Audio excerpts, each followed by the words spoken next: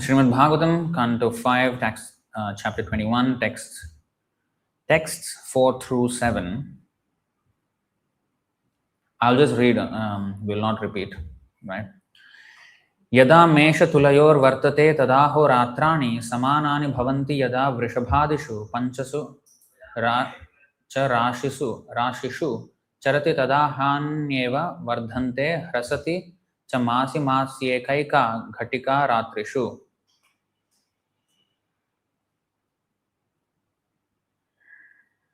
For the sake of time, I am going to read just the translation. Translation: when the sun passes through Mesha, Aries, and Tula, Libra, the durations of day and night are equal. When it passes through the 5 signs headed by Vrishabha, Taurus, the duration of the days increases until Cancer, which is Karkata. And then it gradually decreases by half an hour each month until day and night again become equal in Libra. By the way, this chapter is called The Movements of the Sun. So, there's a lot that can be said about it. And I did in my private lecture on Gayatri Mantra, because Gayatri Mantra can only be heard by second initiated devotees. So, I will just read until 7 and then we will explain. Yada vrishchikadishu panchasu vartate tadaho ratrani viparyayani bhavanti. When the sun passes through the 5 signs beginning with Vrishchika, Scorpio, the duration of the days decrease until Capricorn, and then gradually it increases month after month until day and night become equal in Aries. Yavad dakshinayanam ahani vardhante yavad udagayanam ratrayah. Until the sun travels to the south, the days grow longer, and until it travels to the north, the nights grow longer. Evam navakotaya eva panchashal lakshani yojananam manasottara parivartanasyopadishanti tasmin aindrim purim purvasman meror devadhanim nama dakshinato yam samyamanim nama paschad varunim nimlochanim nama uttarah saumyam vibhavarim nama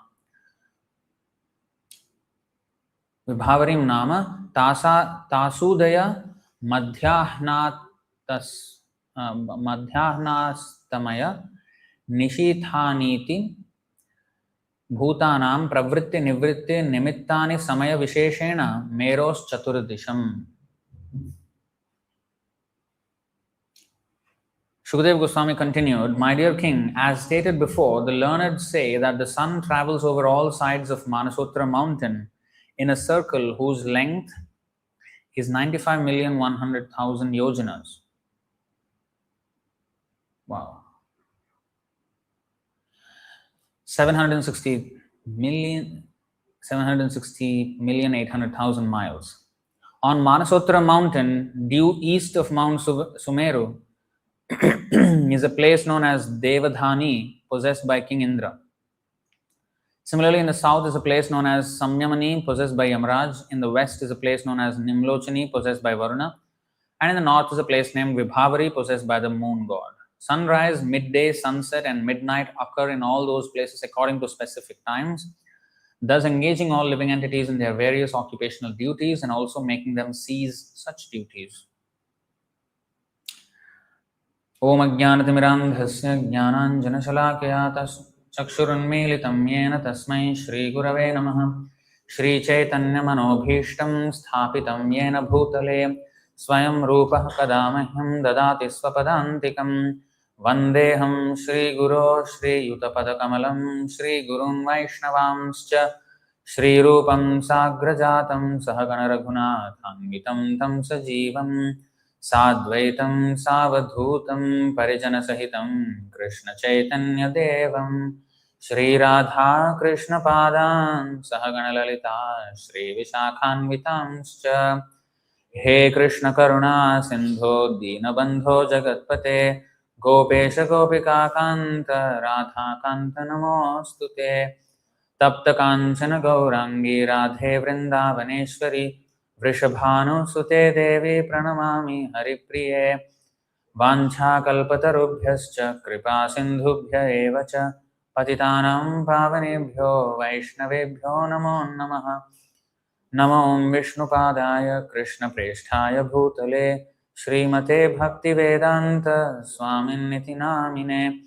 नमस्ते सारस्वते देवे गौरवाणी प्रचारिणे निर्विशेष शून्यवादी पाश्चात्य देशतारिणे। जय श्री कृष्ण चैतन्य प्रभु नित्यानंद श्री अद्वैत गदाधर श्रीवासादि गौर भक्त वृंद। हरे Krishna Krishna Krishna Hare Hare Hare Ram Ram Ram Hare Hare. These Mangalacharan prayers also, we should know the meaning of every single word, because as we are saying it, the whole point of saying these verses is to meditate, to pray to these personalities. I am sure devotees will falter if I ask the meaning of each of these verses. That's very bad.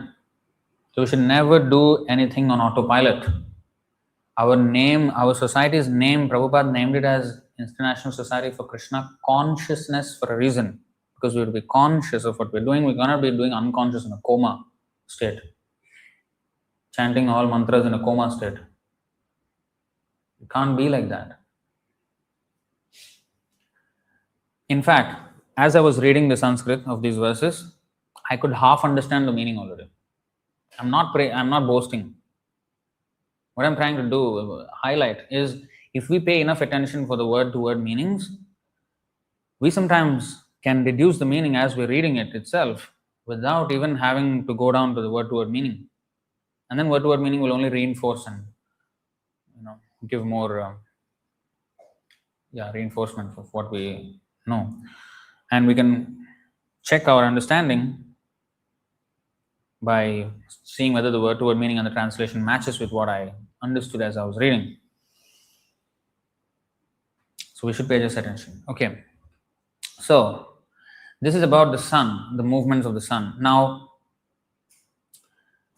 what is being described here is extremely different from what we learned in school about the movements of the sun and the planets. Very, very different. And in this class, I would not want to bring the attention to exactly the physics of or the mathematics of these movements that are being described. The Sumeru mountain in the center and the Manasotra mountain surrounding in, I think, what Dvipa is that? I forgot the Dvipa name. So in that island, this Manasotra mountain is there, a circular mountain, and the sun is moving on top of that with a chariot of one wheel and all of that. So I'm not going to go into the details of that, but I think such a description, I think it behooves a whole session or a series of sessions on Vedic cosmology, I think, so that everyone is actually clear. Because if we just take out one verse like this and in every class explain the same thing again and again, I think it's not a good use of time and it's not very efficient. And because we don't read in all the verses together in a lecture setting like this, we usually pick out one verse or a series of like 3 or 4 verses max. So I don't think it's profitable to discuss exactly the structure. If we can have a series on the structure itself, learning, going through chapters together, I think that's more profitable. So, but today I will focus on the implications of the movements of the sun for us. Like here, I mean, the previous few verses, there were, the movements of the sun throughout the year as it passes through the different zodiacs. You know what the zodiac?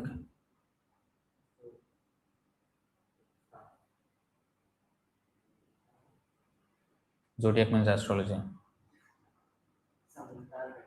You know what is astrology? Astrology means astronomy and astrology are actually related. Astronomy is the movements, the scientific movements of, not everything is scientific, but the movements, the position, the orbits, that is astronomy. Astrology is the influence of such celestial movements on our the relation between the celestial movements and our lives here. It is not only about predictions, it's also about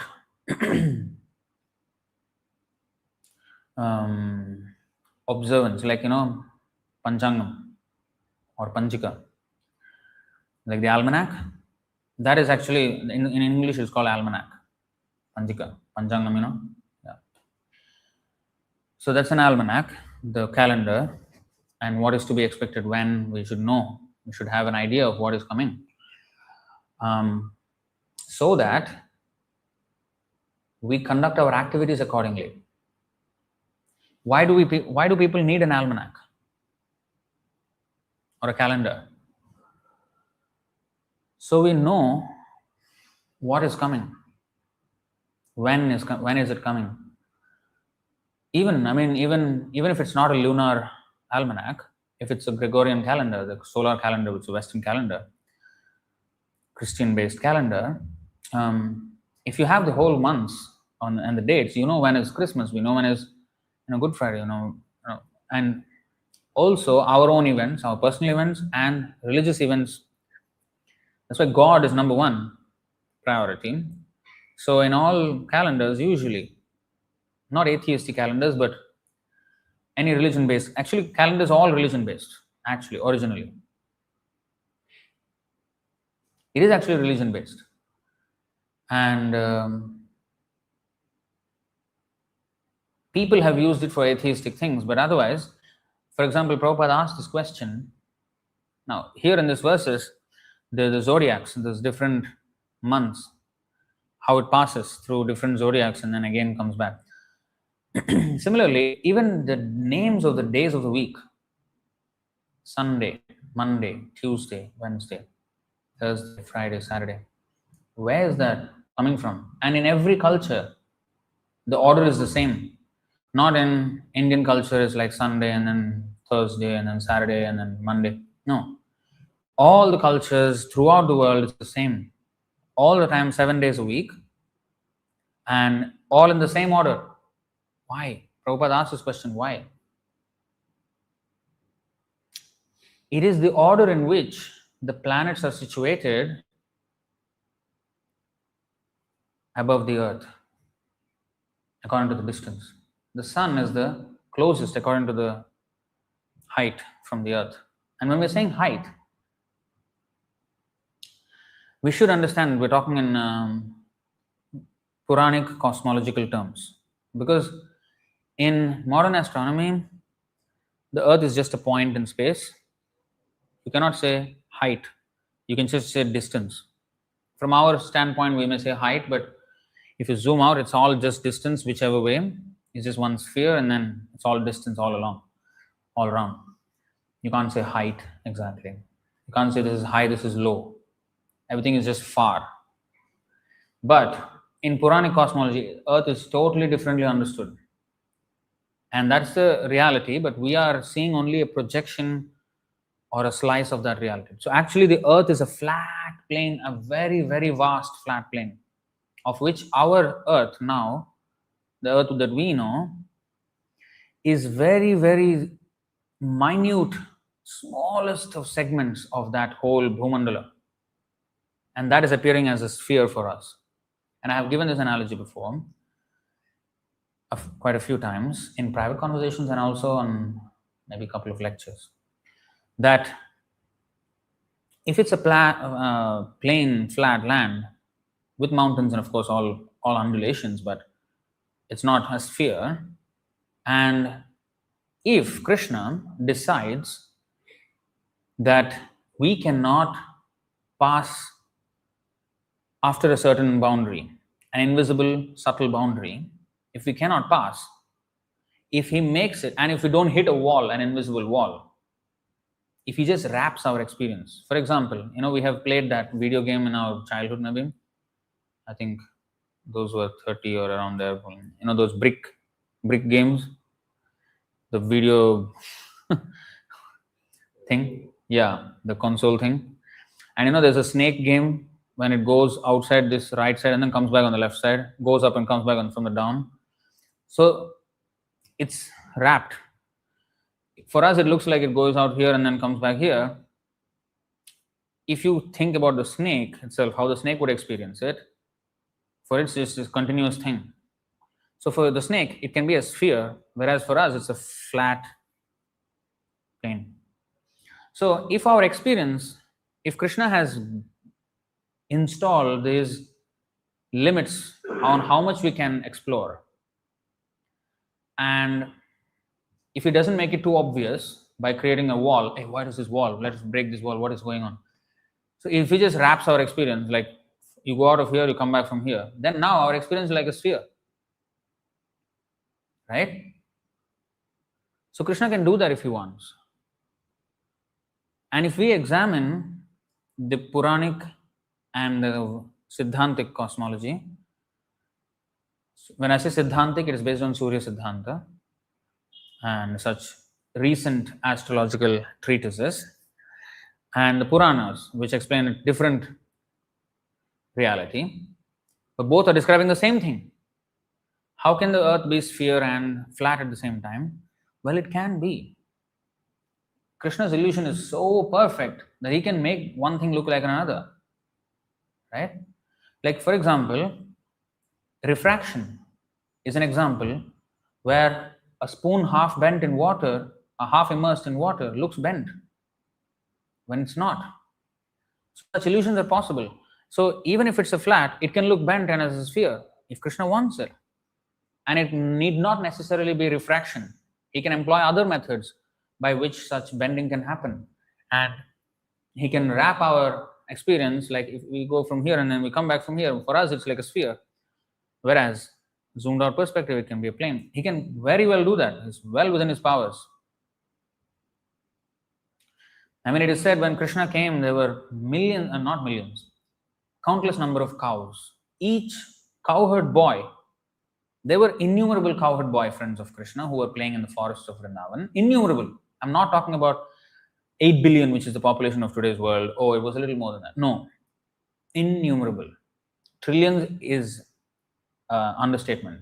Trillions, gazillions, whatever, quadrillions, all these are understatements. That many cowherd boys were there, friends of Krishna. Each of them were having unlimited cows. Each of them. Now you can't imagine how they can even fit in a Vrindavan. Like, how can they fit? Oh. Such a small place, it's so crammed now. If you go to Vrindavan, it's so crammed with the traffic and everything. You think, come on, I mean, what are you speaking about? Like quadrillions of people, and then that's just the boys. What to speak about the girls? What to speak about the elders? What to speak about the cows? What to speak about everything? The houses? Like, where is the real estate for that? So this is our limited perspective. We can't see the real Vrindavan actually. The real Vrindavan is unlimited. So Krishna can do many things, and that is the spiritual world, Vrindavan. But even materially, there are gradations. When Krishna says unlimited numbers in Vrindavan, that's the spiritual. Now when we come to material, heavenly, it's not unlimited, but it is much more than what is possible here. So in that way, if we just look closely at these statements, we can understand that these things are very, very well possible. So again, coming back to the point of the days of the week being the names in that same order, Sunday, Ravivar, Ravi is sun. So in English also sun. And Monday is actually moon, Somavar. Som is moon. Like this, Mangal, Mars. So in this way, everything is going. And it is based on the distances or the height from the planar earth, the Bhumandala, above which these layers of planetary systems are ordered, 7 layers up and 6 layers down, Earth being in the middle. So altogether 14 planetary systems, and the 6 underground are actually subterranean planetary systems. That means they're underground. It's not that they receive the light of the sun. They don't. It's like tunnels. Such worlds are like that. Um, huh?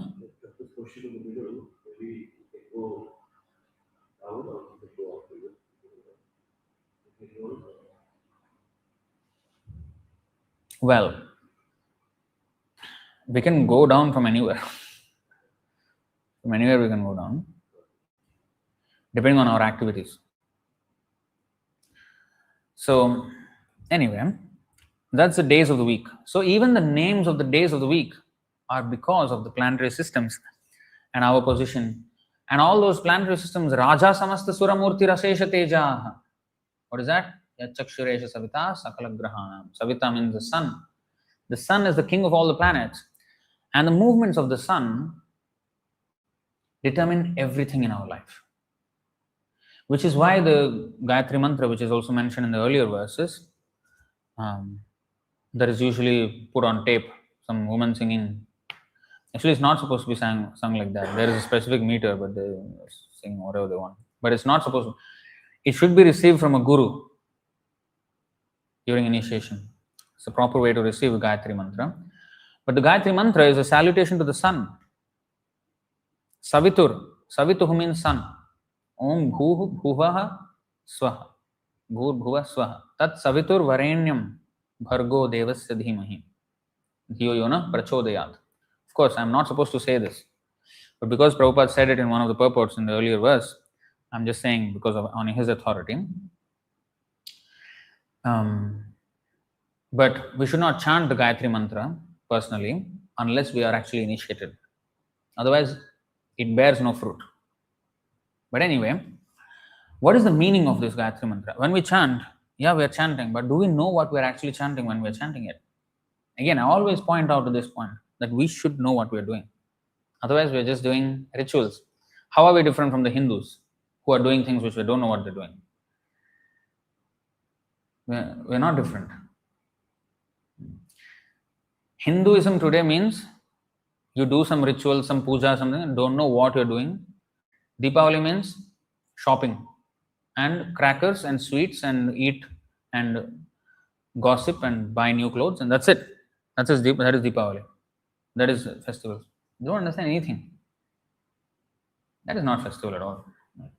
You're doing everything except the thing that you should be doing. What is the point? Right? So, we should know what we're doing. So, what is the meaning of Dhimahi means I am meditating on the sun, which is lighting up the 3 worlds. In fact, there is a longer form of Gayatri, which is all the way to Satyaloka.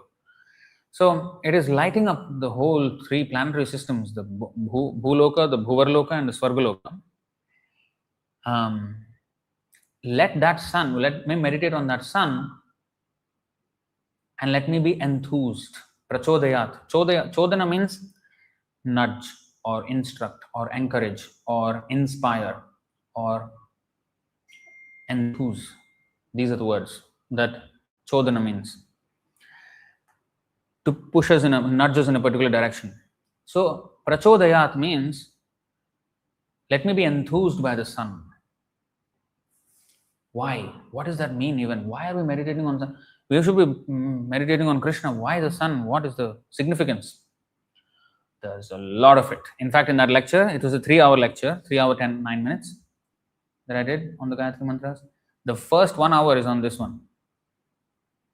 The next 2 hours on the rest. There's a lot that can be said. And I did a class on Radhashtami,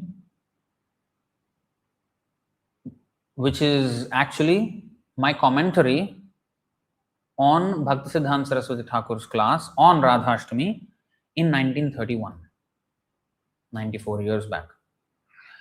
Such a beautiful, always beautiful. But he said a point there. He said, the sun has today revealed the most merciful goddess, Radharani. He said like that. That sparked my desire to do the Gayatri Mantra lecture. Because the way he saw it, the sun, because of the movements of the sun, we have all these Janmashtami, Rath Yatra, Radhashtami, Narasimha Chaturdashi, all the festivals, right? If there was no sun, if there's no day and night, if there's no months, if there's no years, then what? Like, where is the anniversary? Where is the repetition of something? Unless time moves in this, of course, time always is unidirectional. It goes straight. But it also moves in circles. That does not mean it comes back anywhere. That's why it's called Kala Chakra. Time is like a wheel. Wheel moves forward and it moves in circles. Right? So when there is traction on the ground, it moves forward on the ground, but it also moves in circles. So that is a unique feature of time. It moves forward relentlessly, unrelenting. It never comes back. At the same time, the cycles keep coming back. The seasons keep coming back. The day and night comes back. The weeks come back. The months come back. So there is a cyclical nature and a linear nature of time. And the cyclical nature of time gives us the chance to remember repeatedly the Lord. That is the enthusiasm. And that's how it enthuses. This is just one of the many aspects how the sun enthuses us to serve. Like if there is a Rath Yatra in June, right? We start preparations months ahead. So it's all a chance for us to engage in devotional service. Even on a daily basis, we dress the deities. We chant our sadhana. Our sadhana, how can it be regulated if there were no day and night? If you say 16 rounds a day, you are assuming, we take it for granted that every day, but how is every day coming? Because of the sun. And the sun only enthuses the devotees. It sends others into depression. Tell you why. Oh. This verse. Ayurharati vaipumsam udyannastam chayannasau tasyarte yakshanonita uttama shloka vartaya. Both by rising and by setting, the sun decreases the duration of life of everyone, except one who utilizes the time by discussing topics of the all-good personality of Godhead. If we discuss about Krishna, time cannot reduce our lifetime. How? So devotees are not going to die? What does it mean?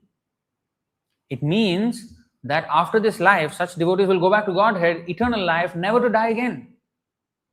So they are exchanging this temporary lifetime for an eternal life by investing in Harikatha, Krishna Katha, Krishna's service. So that's why the sun gets defeated by the devotee. He defeats the sun, one aspect of the sun, the negative aspect of the sun, which it's actually not negative. Because if the sun were not to reduce our lifetime, then we will forever remain in this body, which is not good. We want to be liberated from this and go back to Vaikuntha, right? So one day this body has to be given up. If we are forever in this body, that's not very good, in fact. But for the materialist who amasses everything in this life and wants to hoard everything, whether it be money, whether it be relationships, whether it be achievements, whatever, he cannot.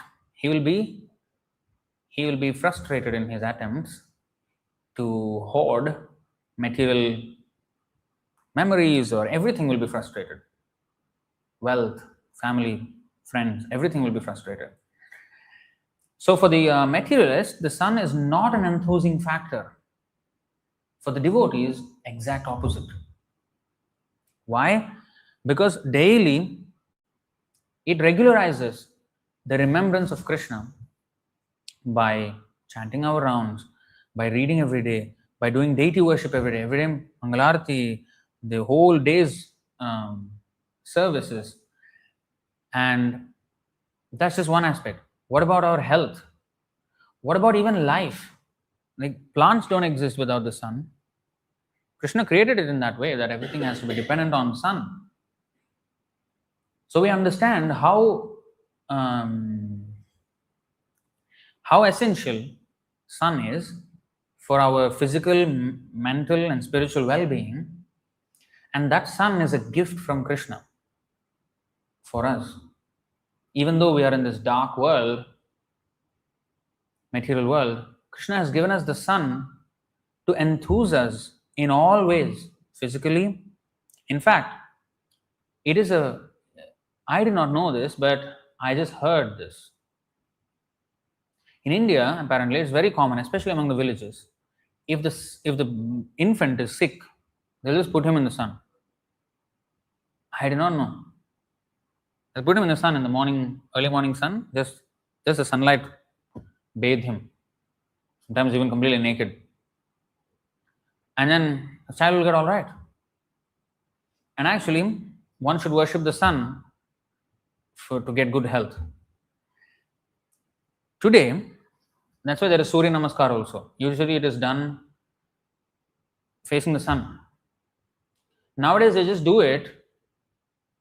They just say Surya Namaskar, but they do it just for their body. Yes, it is a healthy thing, but it should be a salutation to the sun. This is not just, they try to strip away the personal factor that the sun is a person, there's a sun god there, and all this worship factor out of it, just use it for our. That is actually a lack of gratitude. If you take things and you're not feeling any gratitude, you're not feeling grateful for that, that's actually thief. If you just do it for yourself without any consideration of Krishna's arrangement and how everything is connected. That's why our science, for example, we are discussing now the movement of the sun. The astrophysicist also does the same thing. In fact, India sent this Chandrayaan mission to the moon, and now what are they? To the sun? What is that mission? Surya? There's a mission, not to the sun, but to somewhere near not too near the sun, but nearer than the earth a little bit, to study the sun. Movements of the sun, I mean the orbit and everything, is not the common man's topic usually, right? It's not the common man's topic. Is it a common man's topic?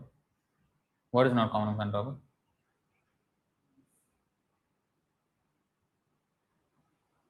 What is not a common man's topic? Pay attention. Huh? What am I saying? Pay attention. I'm saying the movements of the sun, the orbit of the sun, is never the subject matter of a common man. Nobody cares.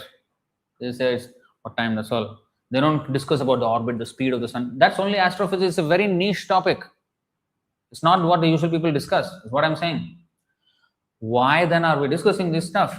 We are discussing this in relation with Krishna, which is very, very different. We're not too concerned about 95 million miles or whatever. That's secondary. That's just to satisfy some curiosity of the itching mind of the materialist. But for the spiritualist, even that 95 million miles, whatever it is, it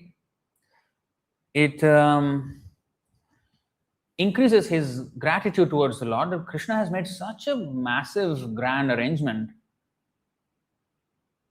just for us fools, because we have gone away from him. We hated him, and he did such a beautiful thing for us in this world, and he's regulating our activities, he's looking after our welfare even after we have forsaken him. That is what eventually the devotee is interested in, to repair that relationship that we have broken. So all these things will only make the devotee think Wow, such a grand arrangement Krishna has made just for me, not only for me, I mean every one of us, just for me to mend my ways. Usually a prisoner is thrown in a cell, in a dark cell, solitary confinement, die there, whatever, rascal, such a criminal, get lost, ostracized. But here, of course, we've been ostracized from the spiritual world, but still Krishna is trying to take care of our comforts. The only reason why we would absolutely suffer heinously is when we commit sinful reactions by interfering in somebody else's happiness. Then we will become an animal or hell, and we will be eaten by vultures alive and all that things. Those things only. It's not that because Krishna is particularly want to, inflict horrible punishment upon us. No, he does not want to. He sent us here to be Brahma first. We were all Brahma first when we first came from the spiritual world. And then we committed sinful activity. After sinful activity, we went down and down and down. We sunk. He did not want us to sink. We sunk. So now we have to repair. We have to rise again. And that's the whole point of this whole creation. And for the devotees, the sun is an enthusing factor that on a daily basis, on a monthly basis, we can have goals. We can, some seva, okay, or even our own self-improvement, our sadhana. We can have goals. We have so many festivals. We have Nitya Seva every day going on, serving Krishna, chanting or reading. And every day our body is maintained, our spirit, our Atma can be engaged in Krishna's service in so many different ways. And not only, and this I was saying in that lecture as well, not only is the festivals of ours revealed by the sun, but also, what about mundane days? They say the Enlightenment Day. Not a real significance for us, but if people are gathering on that Enlightenment Day for some reason, we can go out with our books and we can enlighten them on Enlightenment Day. If it's a day of Ganesh Chaturthi, oh, it's not relevant for us? No, it is relevant for us. Why? We can go to the Ganesh temple and say that Bhagavad Gita was scribed by Ganesh. Please take. If you have any respect for Ganesh, take the Bhagavad Gita. We can tell them. Don't just bow down to Ganesh and come out. If you bow down to him means you should listen to what he wrote, right? Otherwise, what is the respect for Ganesh? Where is the respect? So we can push them. Of course, we don't scold them, but try to encourage them. But we should understand this thing. That if I am going, Ganesh Chaturthi or something, Ganesh wrote the Bhagavad Gita. Vyasadeva dictated, Ganesh wrote. He scribed it. So, at least, and he's a great devotee. Yat pada pallava yugam vinidhaya kumbha dvandve pranama samayesa ganadhiraja. Vignan vihantu malamasya jagatrayasya govindam adi purusham tamaham bhajami. Ganesh. How is he getting the power? People pray to him to get rid of obstacles. The first thing they do is worship Ganesh in any worship, right? How is he getting the power to remove obstacles? Because he is always Vigna Vihantum Alamasya Jagatrayasya, of the whole universe. He is removing obstacles because he is holding the lotus feet of Krishna. He is getting the power to remove the obstacles for you. So go to the actual source of Ganesh's power, Krishna, who Ganesh is also a devotee of. This is our position right now.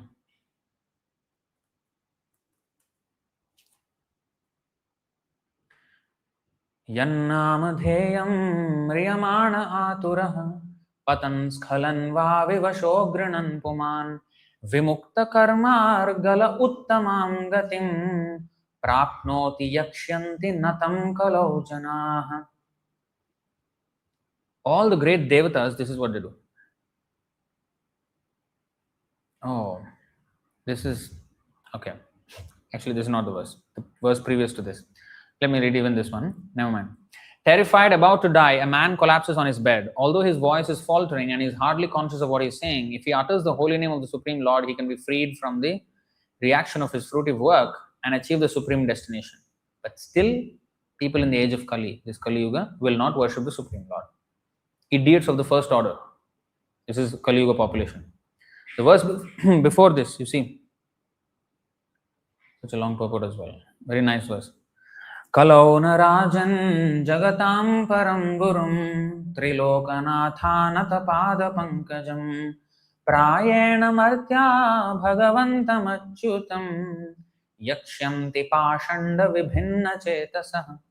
You're not noting down? O king, in the age of Kali, people's intelligence will be diverted by atheism. And they will almost never offer sacrifice to the Supreme Personality of Godhead, who is the Supreme Spiritual Master of the universe. Although the great personalities who control the three worlds all bow down to the lotus feet of the Supreme Lord, the petty and miserable human beings of this age will not do so. All glories to Kali Yuga population. The great devatas are bowing down. Ganesh, Shiva, Durga, all of them are bowing down to Krishna. We don't. We are greater than the devatas also. We are greater than the devatas we worship. Huh? What kind of nonsense worship is that? What kind of nonsense respect is that? They are all devotees and I am respecting them, and then I don't become a devotee. So I am more than them. They are bowing down. They are so humble. I don't need to bow down to Krishna. Who do I think I am? Who do I think I am? This is excessive pride. This is what the Kali Yuga population is like this. They go and, oh, Ganesh Chaturthi. Come out. Sir, Ganesh wrote Bhagavad Gita. Please take. Classic Indian response. What is that nonsense? You know everything? What is that? So this has to stop. And this will only stop if we hear. That's why hearing is so important.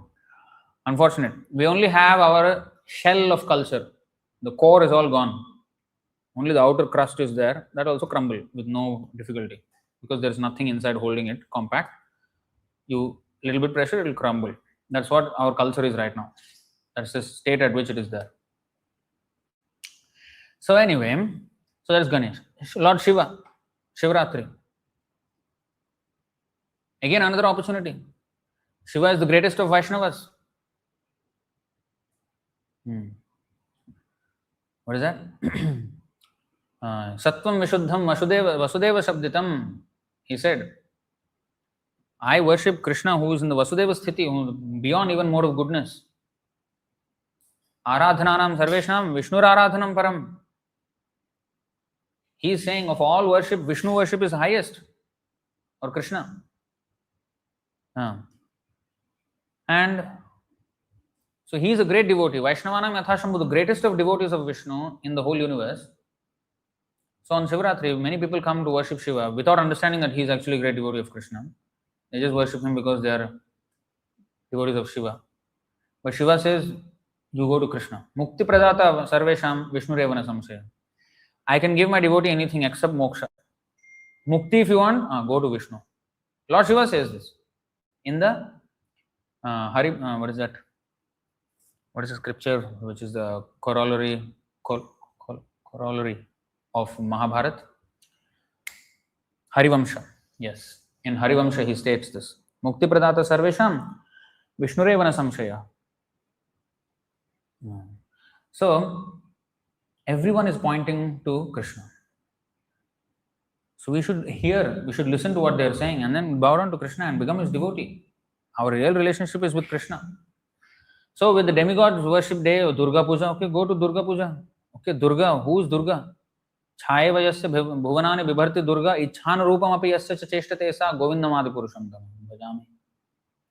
She is a maid servant of Govinda, doing exactly as he wants to do. Srishti, Sthiti, Pralaya. She is in charge of creation, maintenance, destruction of this material world. But she does it on the order of Govinda. That's why she's called Vaishnavi Devi. She's a Vaishnavi, she's a Vishnu devotee. So Devata's, Devi Devata's appearance days, we can go and serve, distribute books to them. Enthuse, prachodayat. Then, what about other days like, Mother's Day? What is that? Pitahamasya jagato mata dhata pitamaha. Real mother is Srimati Radharani. Krishna says, I am the mother, father, everything. Father's Day, Mother's Day, go out. Real parent is Krishna, don't forget him. Take Bhagavad Gita. We can distribute books with any name, whatever they say. Enlightenment Day, Yoga Day, Bhakti Yoga, please take. Whatever they say, we can put one caption. On him Day.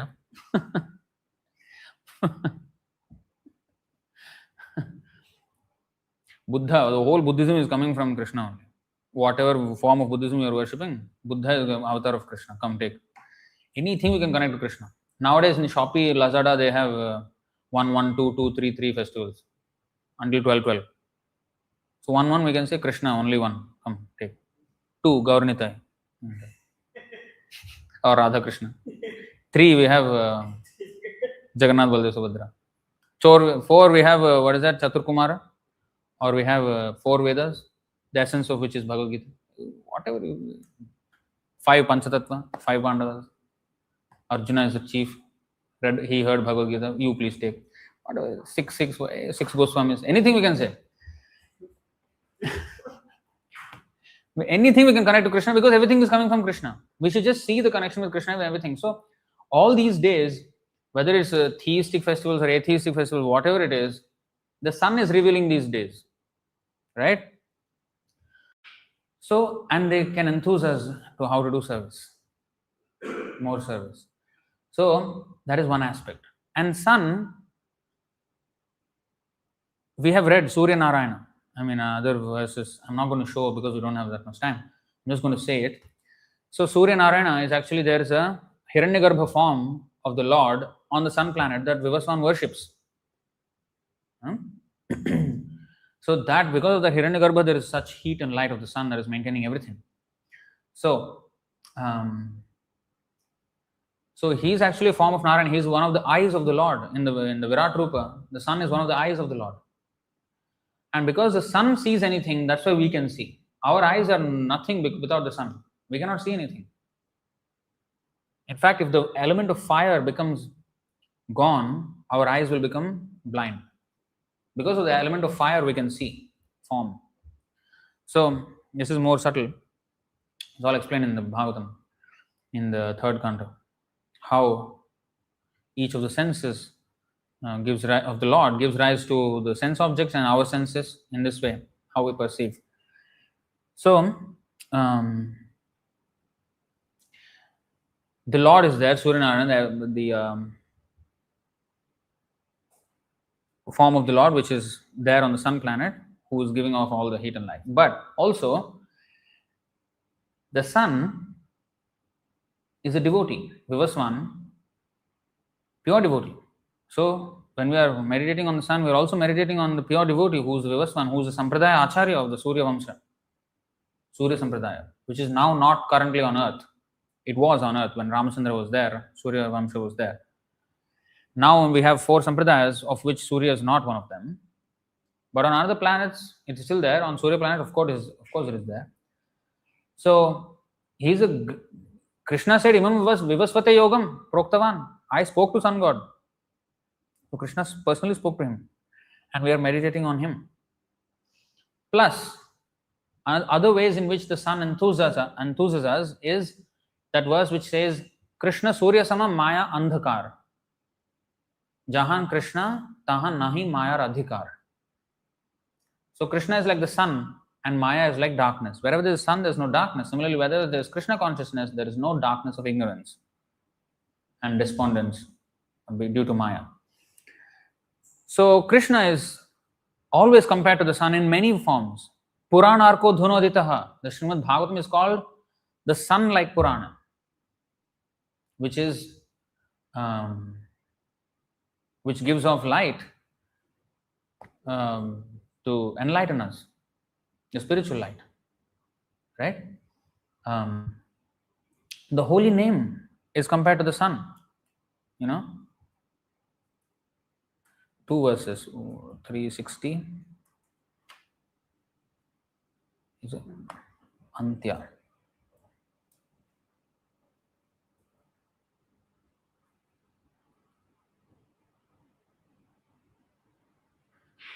362, I guess. Yeah, 362.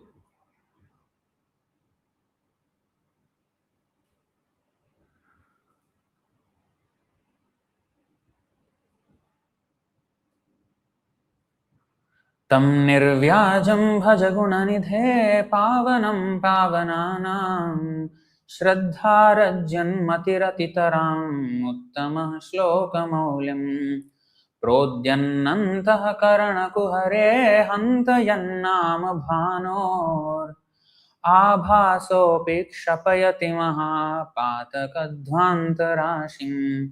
Bhano means sun. Again, this is word to word meaning. Because of word to word meaning, I know Bhanu means sun. You will Yan Nama Bhanor, the sun of the holy name. You see. O reservoir of all good qualities, just worship Sri Krishna, the purifier of all purifiers, the most exalted of the personalities worshipped by choice poetry.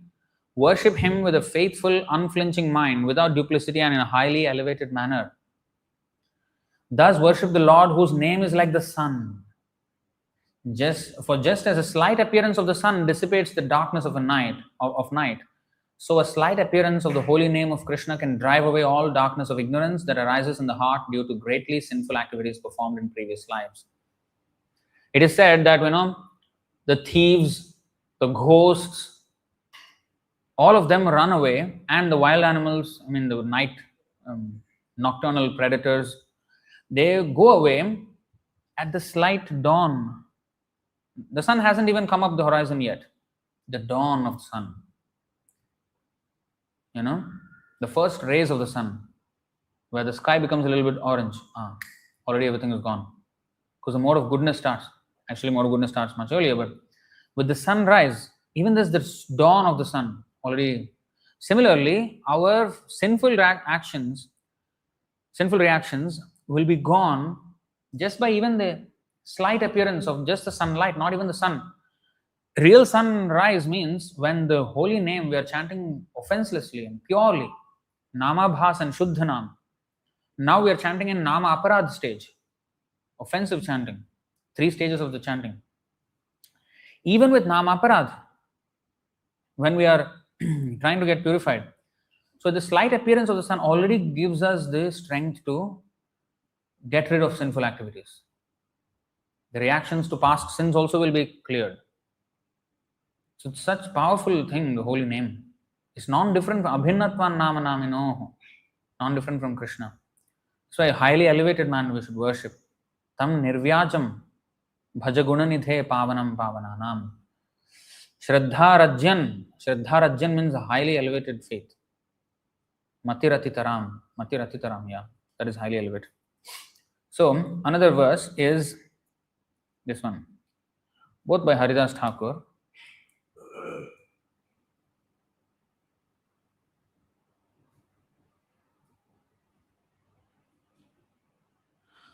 Amha samharadakhilam sakrid udayadeva sakalalokasya taranirivati mirajaladhim jayati jaganmangalam harer nama. Udayadeva sakalalokasya. See, very beautiful verse. As the rising sun immediately dissipates all the world's darkness, which is deep like an ocean, so the holy name of the Lord, if chanted once without offenses, dissipates all the reactions of a living being's sinful life. All glories to that holy name of the Lord, which is auspicious for the entire world. So the holy name is compared to the sun, the scripture is compared to the sun, Krishna himself is compared to the sun. The sun himself is a pure devotee, and there is a Hiranyagarbha Surya Narayana form on the sun. And what is the other? There's another one. Yeah, the devotees in general, Okay. Are like the sun. There is one verse that will say, I think 11, 26, 34. I don't know, 32 maybe. I think 32. Yeah. संतो दिशन्ति चक्षुंसि बहिरर्कः समुत्थितः देवता बान्धवाः सन्तः सन्त आत्माहमेव च. Arkah means, what is Arka?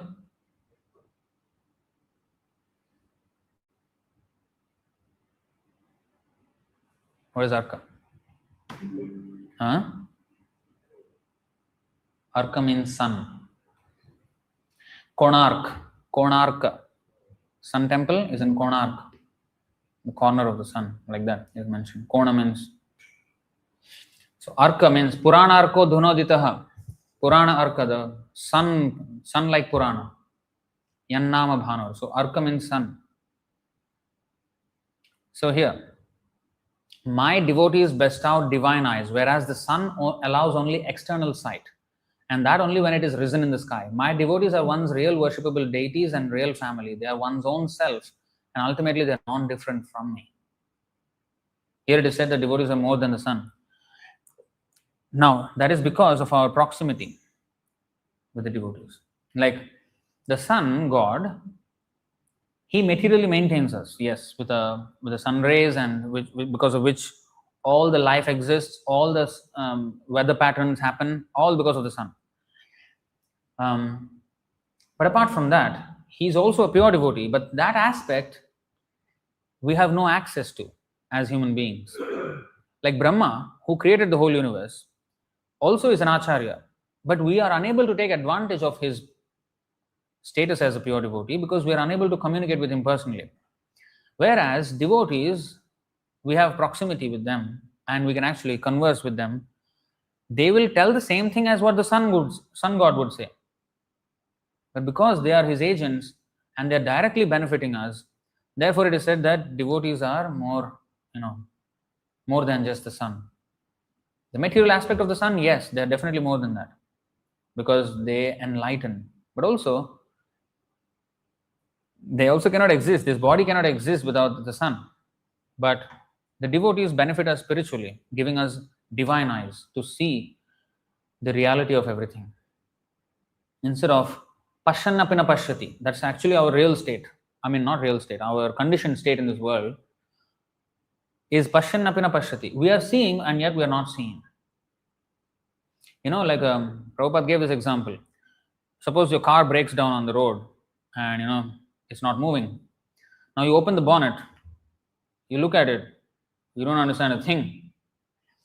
When the mechanic comes, he opens the bonnet, he looks at the same thing as you are seeing, but he understands, okay, he just fixes something and it's done. Both are seen, but why one can understand, one cannot understand? Because one is knowledgeable on how to see. Seeing means not just seeing and understanding and processing and realizing. So, pashyannapina pashyati means I am seeing, but yet I am not seeing. I may look straight into the problem, but I cannot identify whether that's the problem. But the mechanic will come and say, okay, he just fixed it. I have been looking at it for 3 hours, I could not figure out. Because seeing itself does not mean anything. No? Does not mean anything. We should see with knowledge. Jnana chakshusha. He is seeing with the background of knowledge. And he is processing. Therefore he knows what. We are seeing without any knowledge. So ajnana timirandhasya jnananjana shalakaya. So jnananjana, this ointment of knowledge that he is giving us, will remove us from the cataract that we have, because of which we cannot see things as they are. So that pashyannapina pashyati can be cured by the words of a pure devotee. And what are the words of a pure devotee? Krishna's words only, which are the sun god's words also.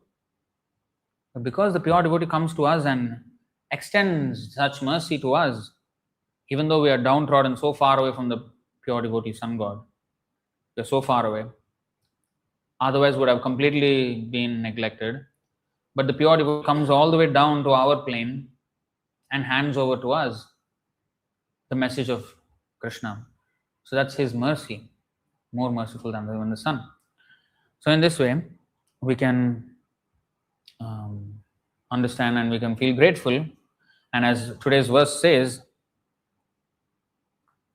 5:21:7, you see at the last, what is said? Sunrise, midday, sunset, and midnight occur in all those places according to specific times, and thus engaging all living entities in their various occupational duties and also making them cease such duties. Now, sunrise only is not to be glorified. Even sunset is good. And when the sun is not there, that is also good, because otherwise we won't have sleep.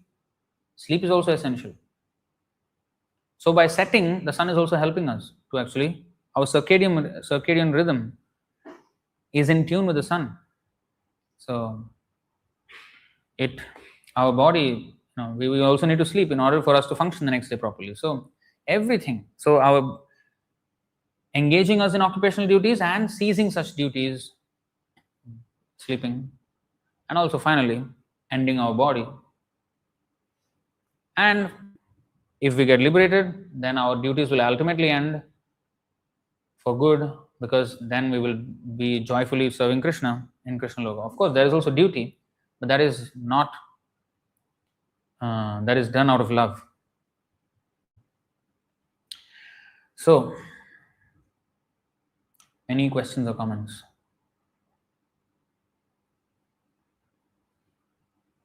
So you see how good this is, that we are studying the movements of the sun, but we are seeing how it relates to our devotional service, which is very practical on ground level. We can see how the effect of the sun is in our lives at every step of our lives. So this is real science, not that sun, there is astrophysicist's duty, I will just be. No, but this is making such celestial subject relevant for our day-to-day, minute-to-minute activities, how we can see the connection. And all this is related to Krishna. So it's beautiful that we are learning about the material world through Krishna. Now it makes sense and it's relevant. It's not some irrelevant outer space thing, who knows whether it is there or not, or who cares what is the speed. And now we care because it's affecting us. Astronomy is movements of the sun and luminaries. But astrology is how it is affecting our life, and how we can use it to our advantage in Krishna's service. Yeah. One question, one point to share. You told about babies shown so like my son was born. The first section was showing the sunlight aspect as possible, because every baby when they born, I think they come out with vitamin D deficiency. They get sick. So maybe earlier days people used to do it as a practice. Nowadays people don't care. So they are telling them that we are trying to do it so that naturally it gets cured. Otherwise they have to take it to hospital. Everybody gets, many parents get worried and bring the baby after 2 days after because of the sick. Just because they have showed the sunlight. Another this 2370 reported duration of life for devotees it doesn't affect, but for others it affects such effect. That is, they're talking about the person life, right? Because even for non-devotees there is life after this. No. So for those who are live on the live stream, so first point what Suchandra Prabhu made was that children, when they put under the sunlight, just newborn babies, for the first few days, months, and even years, actually, even for us, it's good to be in the sun. That has been the age-old way to cure the child of any. Apparently, they come out with vitamin D deficiency, and then that is fulfilled by the sun. And in fact, they say that sun causes melanoma, which is skin cancer. Actually, now some research is coming. They're saying it actually will cure melanoma. So we just need to listen to our Shastra. These guys will change their opinion 100 times over. Even the Pandava is actually our problem.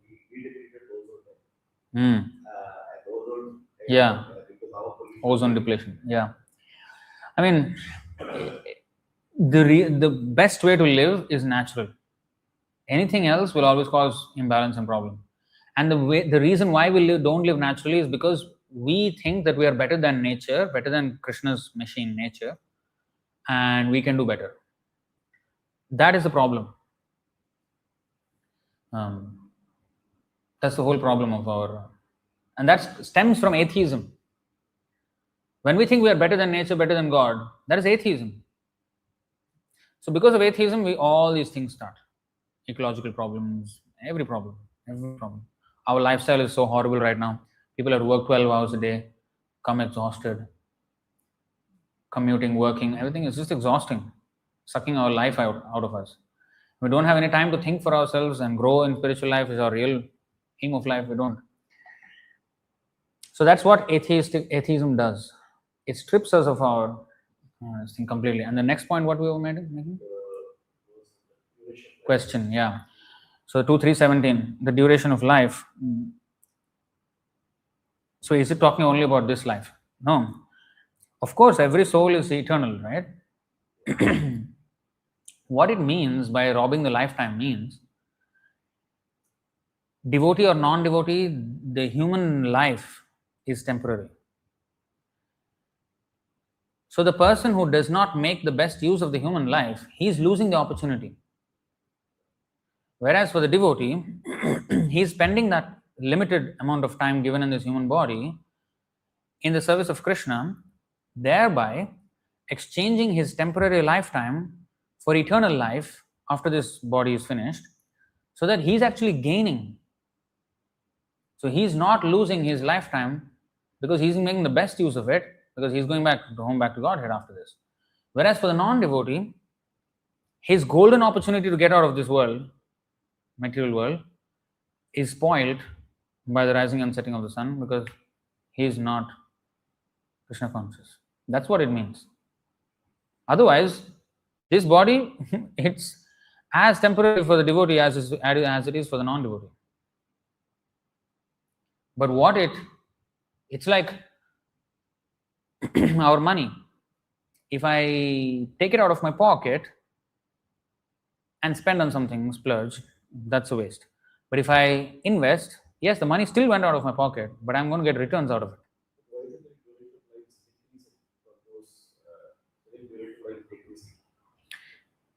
Yeah, because it's the same concept of investment versus spending. If I spend money, my money is decreasing.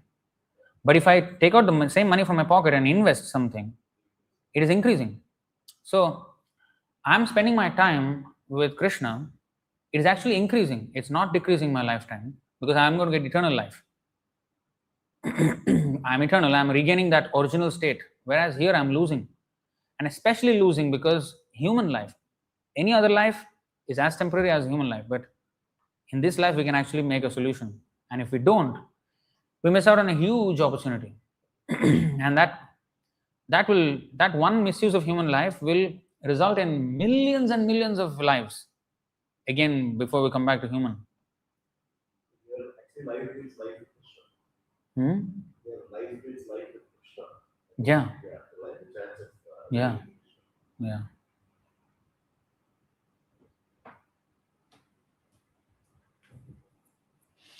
Both are spending our lifetime. We are spending our life, materialist is spending his life, but we are investing our life with Krishna. We all have to die. So every day is some crisis. We are counting on one more day towards death. In that way, we are decreasing the duration of life. But for devotees, even that happens, it doesn't matter because they are going eternal. Yeah. Otherwise, the body will be as temporary as for everyone else. All right. Thank you very much. Grantaraj Srimad Bhagavatam ki jai. Srila Prabhupada ki jai. Nitai Gaur Premanande. Hari Hari Bol.